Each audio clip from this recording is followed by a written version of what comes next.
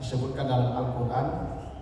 Pertama, kita diciptakan Allah dari tanah keras seperti batu bata, dan itu disebutkan Allah di surat Ar-Rahman ayat yang ke-14, ya. Di surat Ar-Rahman ayat yang ke-14 kata Allah, khalaqal insan min salsalin kal fakhar, dan Dia menciptakan dari tanah keras seperti batu bata. Jadi kita ini diciptakan Allah dari sesuatu yang keras. Fakhar namanya. Fakhar itu tanah keras seperti batu bata. Nah, kenapa kita diciptakan Allah itu dari tanah keras seperti fakhar, batu bata? Karena memang manusia itu punya sifat keras kepala seperti batu bata. Susah dibentuk, susah dikasih tahu, susah dinasehati. Seperti fakhar, batu yang keras, batu bata. Jadi kalau Bapak Ibu menemukan orang karyamo, kari kapalo, itu batu bata. Ya. Itu artinya Bapak Ibu sedang melihat orang yang diciptakan dari batu bata. Ya kan ada suami itu kadang-kadang apa kok kari kapalo itu. Ya Pak mau oto, dulu buat saran, Pak kamari wak lewat situ orang berade macet itu. Oke siapa duduk terus. Berarti apa pun dari batu bata. Ya ada bisa begitu. Aduh anakku bebu tiup dikecil menjawab menjangan. Ya, tiup dinasehati melawan itu batu bata tuh. Fakhar. Asli memang begitu manusia itu. Kenapa ciptaannya dari batu bata? Karena manusia punya karakter yang begitu. Kareh. Jadi kalau ada ibu-ibu, ya kalau ada istri itu Pak, sekalimat Pak mengecek baru 2 jam dah berhenti tuh. Ibu dari batu bata. Nah, begitulah manusia ya. Jadi manusia itu kata Allah diciptakan min salsalin kal fakhar, dari tanah keras seperti batu bata. Itu menunjukkan ada bawaan manusia itu dari sifatnya keras kepala, ya susah diatur. Dan di dunia ini orang keras kepala terlalu banyak. Orang keras kepala itu terlalu banyak. Saya sering menemukan orang kari kapalo itu. Dia merokok dan di Honda. Dan di Honda yang merokok sambil bawa motor. Aku abunya apinya ke belakang kawak tuh. Cobalah kasih tahu, ngangka dan jual di jalan. Itu buktinya manusia itu dari batu bata. Lah jadi kerajaan salah ditegur, ngangka dan jual dan minta maaf. Itu namanya fakhar. Itu manusia begitu tuh. Banyak manusia di dunia yang begitu yang keras kepala.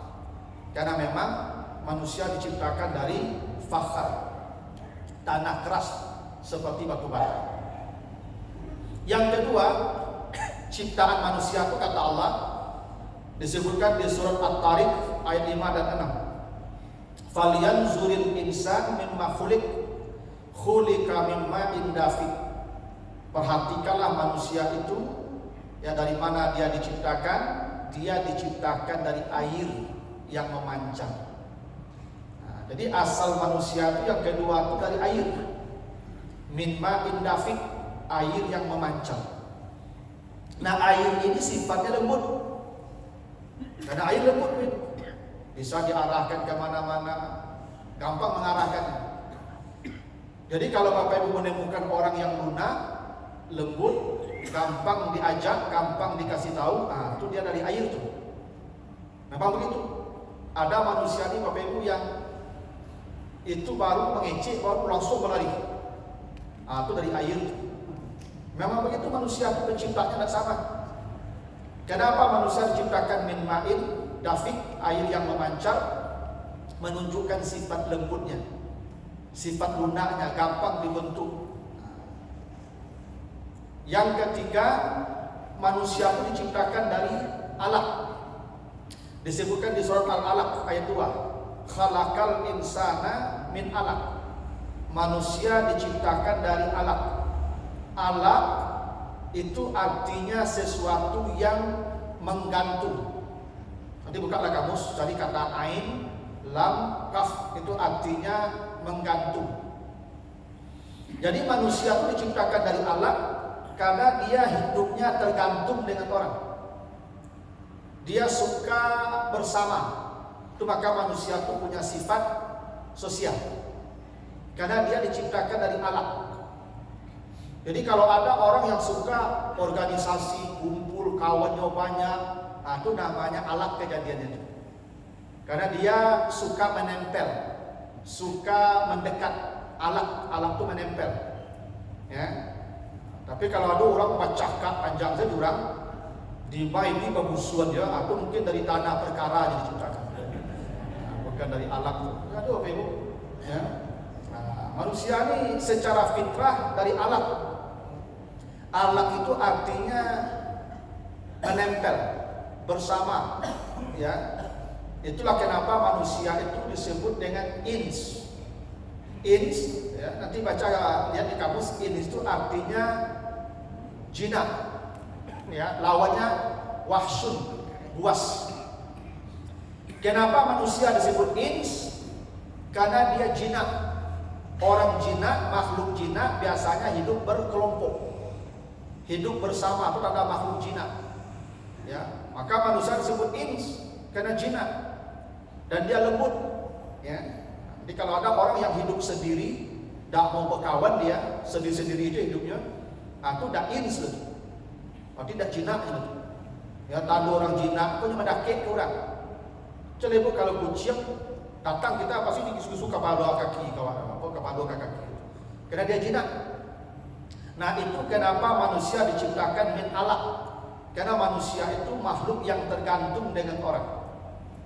Karena begitu tidak ada satupun pekerjaan yang bisa kita lakukan tanpa keterlibatan orang lain. Itu pasti. Apa sajalah pekerjaan pasti ada orang lain di sana ikut. Jangan untuk bakarajo dan barik-barik dan orang padang. Untuk galaknya perlu orang juga. Bapak Ibu kalau tidak mau orang galak-galak, seorang itu tidak kalah itu.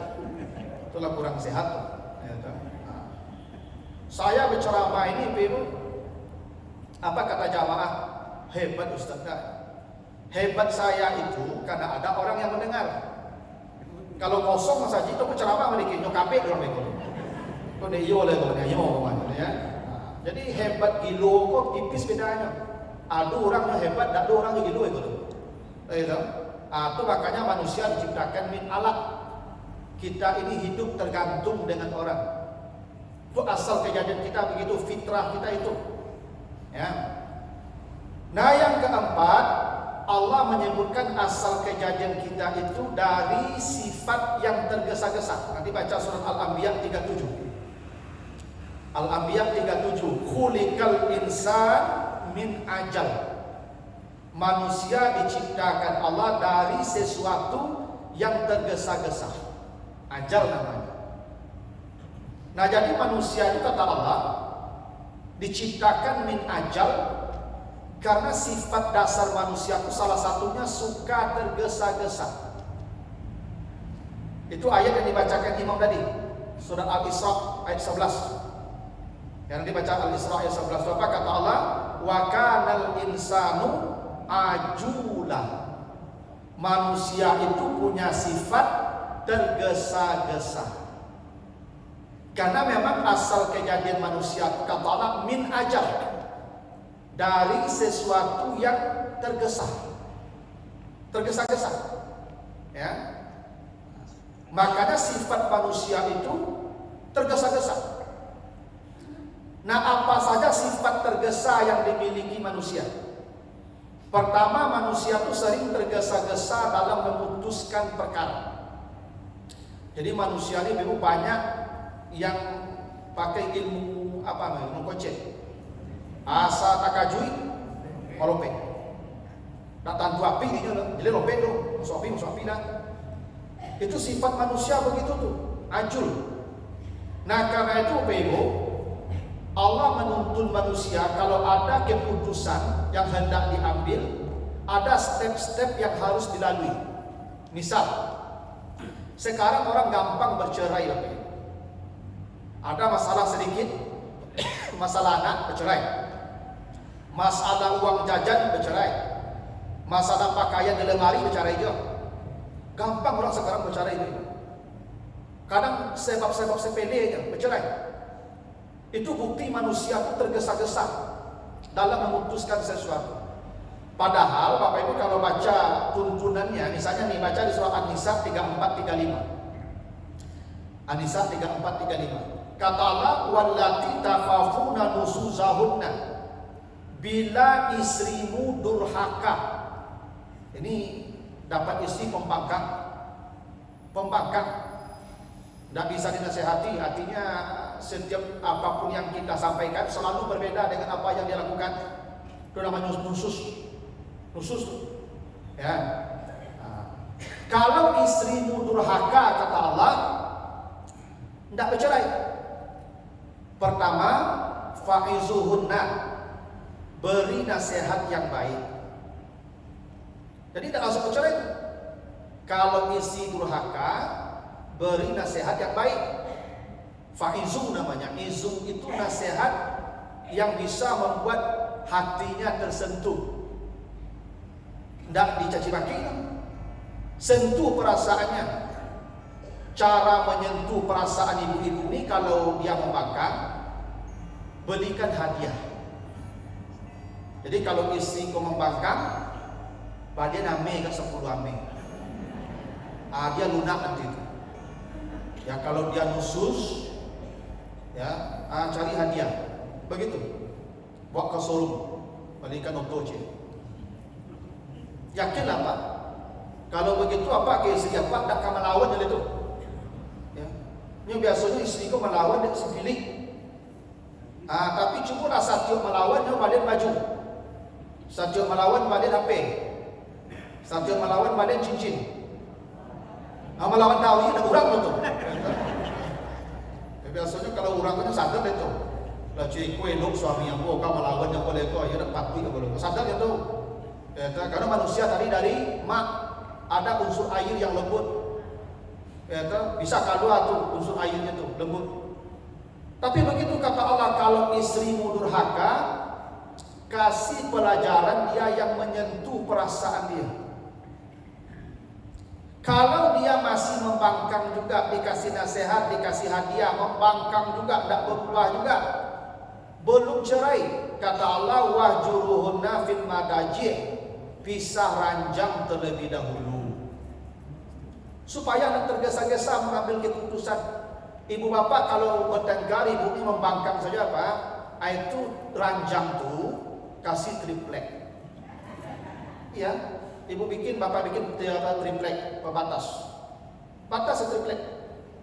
Makanya Bapak Ibu, saran saya kalau Bapak Ibu ya yang suka bertengkar itu beli spring bed yang 2 lantai.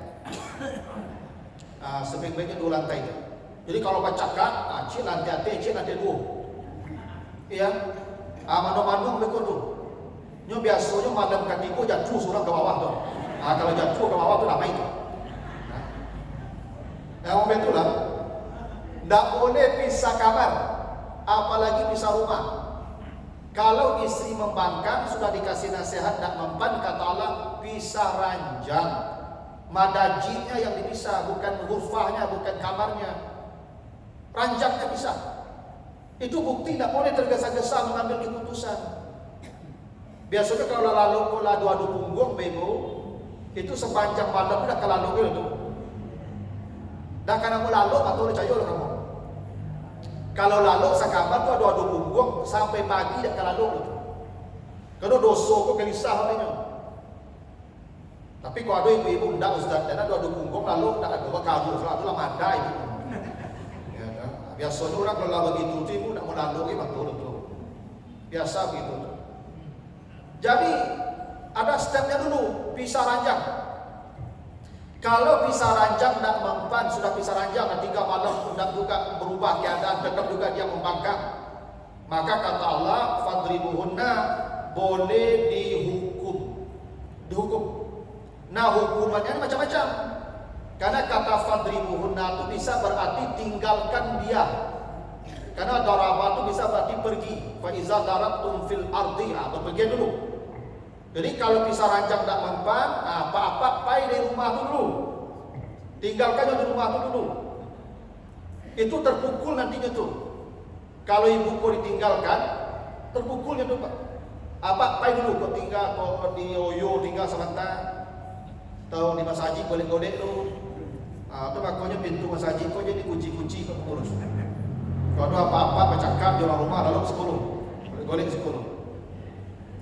Biasanya malam beko tu, datang malam jam 10, hendak itu pulang lah. Atau dia telepon dia anak tu. Kalau lah 2 hari dah pulang, telepon dia anak dia tu. Di mana apa? Apa sedang di luar gini. Pulang malai lah malam beriman. Kalau ada anak menyuruh pulang telepon, ada induknya menyuruh tu. Pulang apa lagi? Pulang lagi, itu induk menyuruh rumah. Tapi kalau lah 2 hari 2 malam naknya telepon dia anak apa pulang sana lagi, naknya telepon dia tu. Baru jadi gelandang tu pulang sana lagi. Itu makanya tinggalkan dulu. Nya beko tanam perasaan tu kalau pai Bapak Ibu, tu bekonya pikiran tu tanam tu. Tapi kalau badu adun seberdua bekonya, jadi beko. Itu tu. Nah, jadi tidak boleh gegabah mengambil keputusan. Kalau memang dia durhaka juga, sudah pisah ranjang tak mempan, tinggalkanlah dia sementara. Sudah ditinggalkan beberapa hari, tidak ada juga perubahan, tidak bercerai juga. Kata Allah, fab'asu hakaman min ahlihi wa hakaman min ahliha. Carilah mediator. Hakim. Cari hakim. Tidak ke pengadilan. Hakim itu ya bapak dia atau bapak kita. Saya kalau bersengketa dengan istri saya, sudah tahap-tahap sudah dilalui, tidak ada yang mempan, maka saya datang ke bapak saya. Karena beliau hakim, atau ke bapak istri saya. Itu aturannya begitu. Tidak boleh ke ibu. Kalau ke ibu, dia tidak hakim, ibu sudah hakim. Ya, ibu tidak bijak. Ini emosional.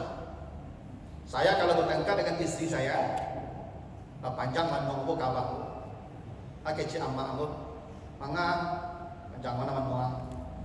Iko lama dan bercakap di sini. Aduh siang tu, iko parangainya mah. Ada bocor. Kalau parangai siang aku kamar aku, kecil amma aku. Dari dulu dah kecil kamar. Allah ini, tu bahan ada makan tinggal saja. Dan cari baru dia kuang mudul. Besok pagi dah pek dah. Habis tu cakap apa tu? Nyo pintai jalannya tu lama tu. Sebabnya tidak bisa menjadi anaknya susah. Kalau susah, anaknya susah loh. Itu makanya boleh kamat. Tapi kalau kapak apa datang mana-mana, siapa apa mengang, ikut lah ada yang cakap di sini. Masalahnya, apa cakap itu? Laparan isi yang buku, mereka. Apa-apa mau anggur. Lah panjang apa begitu, siapa apa marilang. Amaang lapi di dunia. Ternyata apa lebih menderita, dia boleh dah puluhan tahun lebih menderita. Ini tahan, sabar. Ini ibu-ibu ko sama sejak Nabi Adam sampai hari kiamat tak beda lokasi bedanya. Dan isi perangai sama yang beda. Cuma ada apa-apa kok yang bisa bertahan seperti apa kamu tu? Lah puluhan tahun yang menderita. Cuma apa-apa kok banyak rambutnya rontok ibu. Apa-apa rambutnya hilang ibu diangin kapalo memikir ibu. Dan perangai ibu tiari. Sasak dah 2 kali. Cuma kurang-kurang apa kok jantungnya mati banyak. Ya mati jantung kok dia sasak dado kok hari ini. Ada mudah menghadapi ibu. Kadang perempuan kok di tulang rusuk yang bengkok. Kalau diluruskan dia patah. Kalau dibiarkan makin bengkok. Nya pilihan dua deh dok. Tak bedo ibu. Diluruskan patah. Salahnya baru. Dibiarkan makin bengkok, salahnya baru. Atau aku menahan hati kami itu. Tak ada nero bantu kami dulu kami tak mau deko loh. Sajak ibu kami mau deko kami. Duduk dan dulu ini. Sasak dah dong kami ibu. Atu makanya kapak curhat. Kalau apa kau padang ngelawe, nyu hakim bijak. Kalau aku datang ke mincu aku amat istri yang bodoh, mengadu aku ke istri kami mincu aku tu.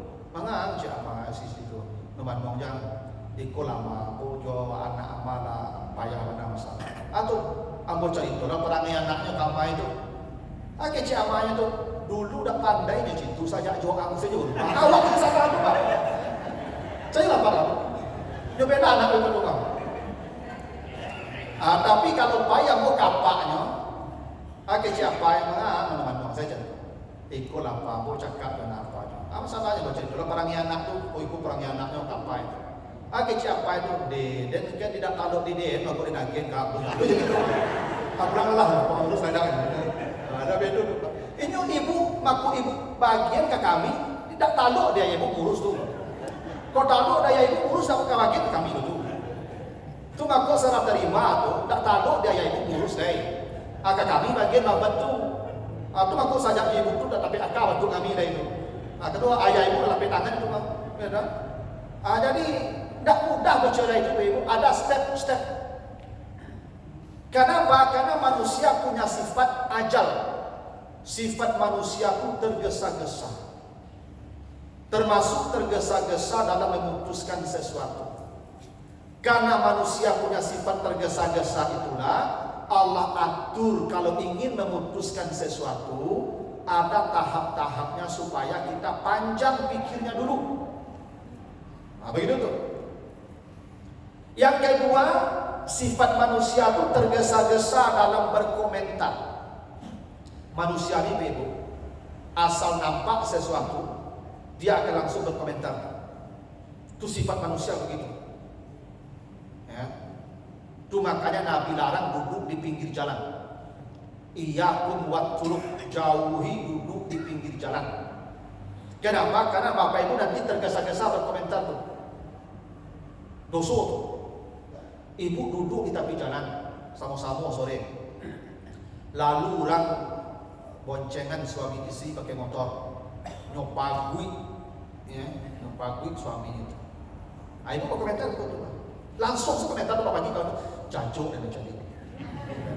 Dari awal saya, tidak perlu apa ibu tahan lidah ibu dulu.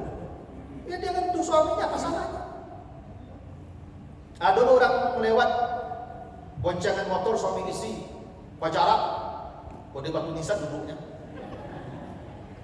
Ibu berkomentar langsung tuh, sudah bercakap tuh. Dari itu, ibu, ya kalau ada sesuatu yang tergores di pikiran di hati, jangan langsung keluarkan. Tidak boleh itu. Tapi memang watak manusia selalu berkomentar sebelum berpikir. Itu sifat ajal namanya itu. Itu di TV-TV itu coba jadi itu, atau di media sosial. Kadang orang tidak berpikir berkomentar. Karena sifat manusia itu. Itu kenapa di surah Al-Hujurat ayat yang ke-6 kata Allah, ya ayyuhallazina amanu idza ja'akum fasiqun binaba'in fatabayyanu. Perlu kita mencek dulu kalau ada berita, ada sesuatu yang datang, ada sesuatu yang sampai ke kita, jangan langsung dikomentari. Makanya kita Bapak Ibu di WA group jangan langsung mengomentari. Kalau ada sesuatu, tahan dulu, cari, cek dulu kebenarannya. Tapi manusia memang punya sifat ajal, gampang berkomentar tentang sesuatu. Ya. Yang ketiga, manusia itu sifatnya tergesa-gesa dalam ibadah. Jadi manusia ini bagus sifatnya tergesa-gesa dalam ibadah. Bukan hanya kita, nabi-nabi pun punya sifat itu. Bapak baca surat Taha 114. Di surat Taha 114 Nabi Muhammad pada ditegur karena tergesa-gesa membaca Al-Quran. Kata Allah, wala ta'jal bil Qur'an min qabli an yuqda ilaika wahyuhu. Muhammad, jangan tergesa-gesa membaca Al-Quran sebelum selesai diwahyukan kepadamu. Itu Nabi. Nabi pun tergesa-gesa juga dalam baca Quran. Maka Allah tegur, jangan tergesa-gesa. La ta'jal bil Quran. Jangan tergesa-gesa baca Quran. Selesaikan dulu. Jibril baca baru kamu baca. Di surat Taha ayat 83, 84 itu Nabi Musa pada ditegur oleh Allah karena tergesa-gesa menemui Allah. Allah menjanjikan ketemunya malam. Itu tengah hari Musa sudah datang. Dan dia meninggalkan umatnya dalam keadaan belum siap ditinggalkan. Maka kata Allah ke Nabi Musa, "Ma'ajalaka min qaumika ya Musa." Musa, kenapa kau tergesa-gesa datang menemui saya? Jadi memang sifat manusia itu Ibu, dalam berbuat baik pun tergesa-gesa. Dan itu tidak boleh. Itu kenapa Bapak Ibu nanti baca surat Maryam ayat 65. Ya, di surat Maryam 65 kata Allah, "Wastabir li'ibadatihi." Bersabarlah dalam beribadah kepada Tuhan. Karena banyak manusia yang tidak sabar beribadah. Ini sudah sembahyang tadi, sudah salat langsung bubar, langsung pergi. Nah, itu yang pergi itu tidak sabar namanya. Iya, tidak sabar. Yang padahal kalau yang sibuk bekerja, dia mengejar waktu, mungkin jam 7:30 sudah sampai di kantor, mending ikutlah pensiun. Kamu ngadi di rumah aja lah. Kamu ngadi di rumah. Kamu makan, tidak bisa makan, aku jam 7. Lagi dah kali makan, dah kalau selalu makan gigi dan tangga, kali makan itu. Kamu ngadi sampai pulang aja lah. Ibu dicari, ibu situ ke situ sebentar. Boleh buka baju ibu cari dah lah, situ ke situ. Ya tu. Ayah dicari pulang je lah. Jadi segera pulang tu hanya kerana tergesa-gesa saja. Tidak ada kesabaran dalam ibadah. Itulah alasannya Bapak Ibu kenapa salat disuruh berjamaah. Ya, aqimus shalah, aqimu itu berjamaah tu, jamak. Kenapa dijamakkan perintah salat wajib?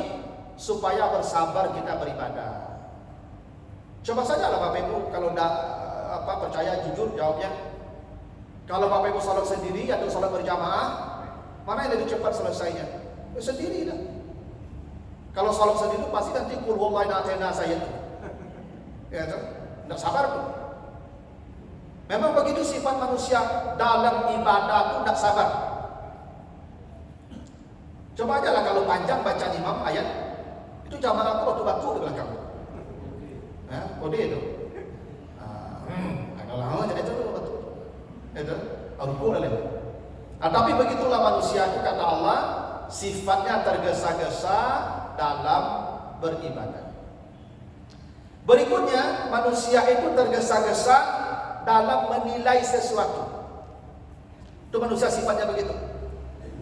Makanya Bapak Ibu coba baca di An-Nisa ayat 19. Wa ashiruhunna bil ma'ruf wa in karitumuhunna fa asa an takrahu syai'an wa yaj'alallahu fihi khairan katsiran. Kata Allah, tetaplah kalian bergaul dengan istri kalian dengan cara yang baik. Dan jika kalian membenci istri kalian, boleh jadi pada yang dibenci itu Allah jadikan kebaikan yang banyak. Tapi manusia terlalu cepat menilai. Yang buruk itu langsung diponis buruk. Padahal yang buruk, yang tampak itu sebenarnya kebaikan yang banyak. Jadi ibu kalau dapat suami penyerenge, kasar, jadi ibu nilai kasarnya tuh. Jadi ibu nilai kasar itu. Di balik kasarnya itu ada kebaikan. Apa kebaikan? Allah sedang membangunkan istana di surga untuk ibu lewat mulut suami yang kasar itu. Contohnya istri Fir'aun.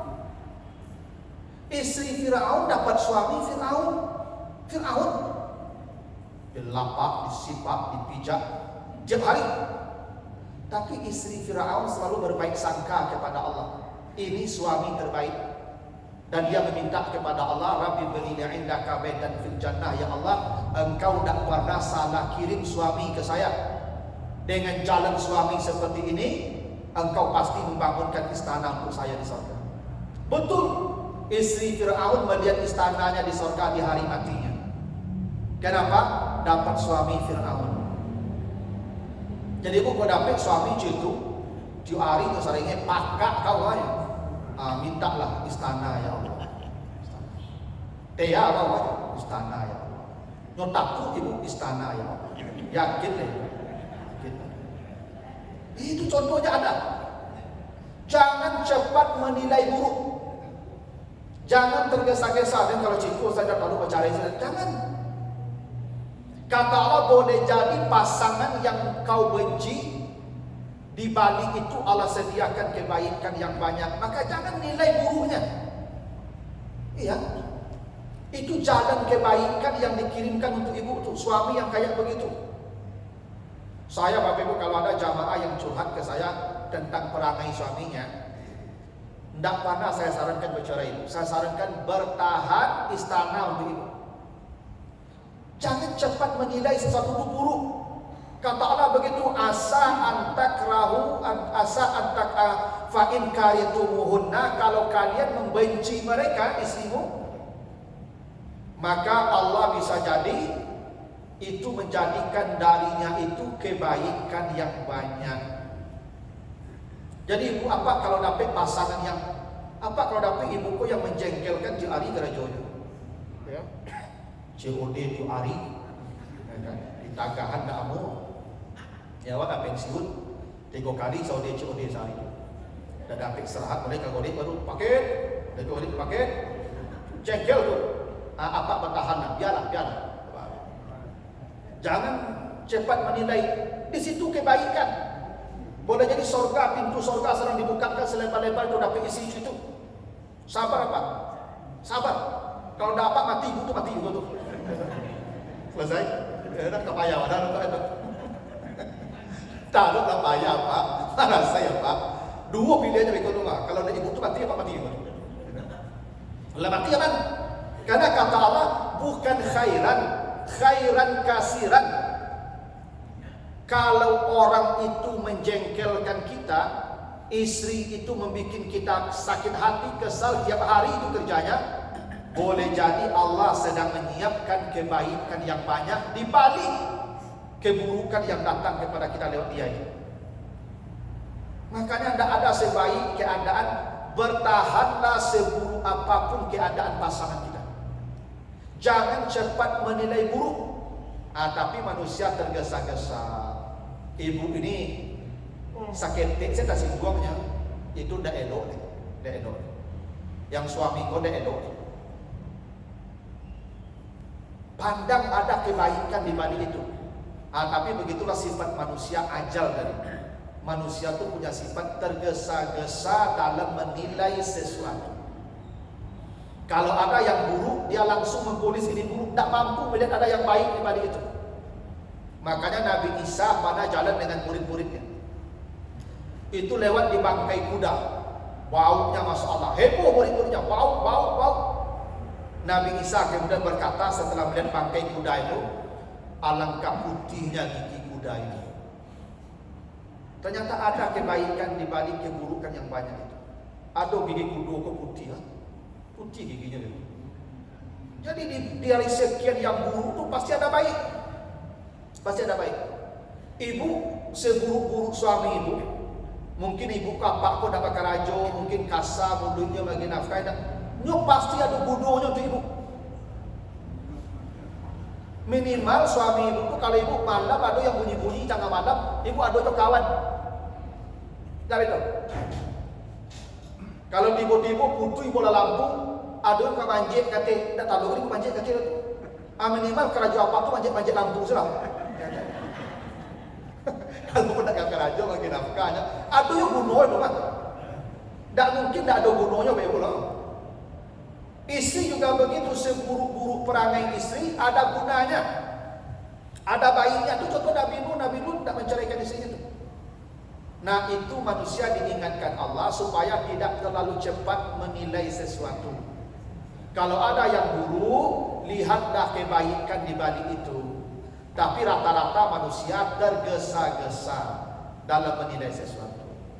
Nah itulah Bapak Ibu ya, rahasia kenapa asal kejadian manusia itu beda-beda. Ada diciptakan dari batu bata, ada yang diciptakan dari air, ada yang diciptakan dari alat, ada yang diciptakan dari ajal namanya. Sifat tergesa-gesa. Nah supaya tidak tergesa-gesa, nah itu tadi ada tuntunan Al-Quran yang harus kita ikuti. Karena sifat tergesa-gesa ini semua orang punya, sampai nabi-nabi pun panah tergesa-gesa hingga ditegur oleh Allah, seperti Nabi Musa dan Nabi Muhammad.